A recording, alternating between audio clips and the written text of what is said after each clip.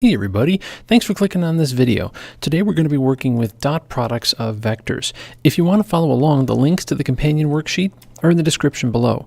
Also, don't forget to click that subscribe button so you can stay up to date on all the videos we have coming out from the channel. Now when we talk about dot products, dot vectors represent a change in position from one place to another. And what a dot product does is our way of multiplying them. Because vectors aren't numbers, and so because they're not numbers, they don't always work in the same way that numbers do. Now we already done adding and subtracting, but when we come to multiplying, we do things a little differently.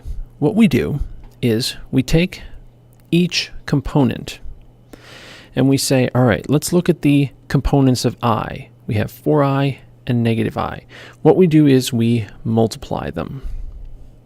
So these two get multiplied to become negative 4, and then the two j components, they get multiplied. So we get negative 15. And then what we do is we combine them to get negative 19. And that is our dot product. And it is just one number. It isn't a multiple set of numbers, just a single number. And that's all we're doing when we go ahead and find dot products. Now, dot products can also work for vectors that have more than two components. Here, these vectors have 3 components, but the logic behind it works the same. We take 1, we take negative 2 and multiply them. So we get negative 2. Then we take negative 2 and 1, we multiply them. We get negative 2. Then we take 3 and negative 1 and we multiply them. And so each corresponding component gets multiplied. And then, since we have 3 of them, we combine them all. So we get a combined dot product of negative 7. Now with this third example, here we just have 3i. Now this vector doesn't have an I component, so that means that it's 3 times 0. Now this vector has a j component, but this one doesn't. So that means we add 0 times negative 6. So that means our dot product for these two vectors is 0. Because when we don't have them, we consider them to have a component value of 0. We don't just knock them out and pretend they don't exist. They exist, just with a value of 0. So looking at number 4, here we've got 3 and negative 2. So we combine these, and when we multiply, we get negative 6.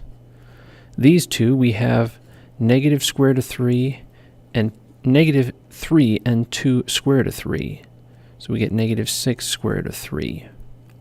So all combined, our dot product is going to be negative 6 minus 6 square root of 3.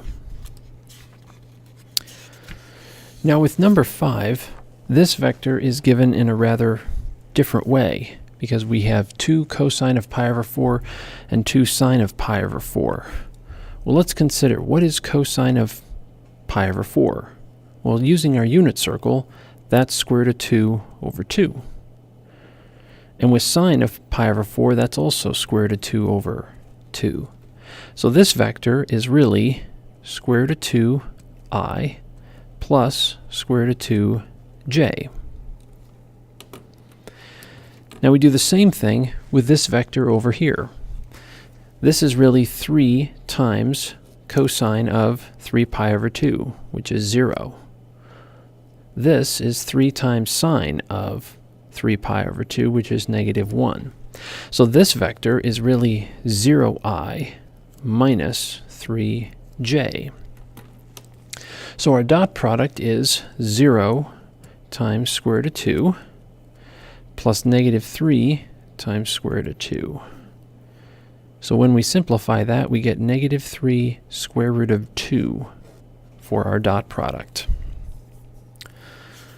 Now with the last one, here we want the dot product to be 0. And so we have this constant a in front of this vector right here.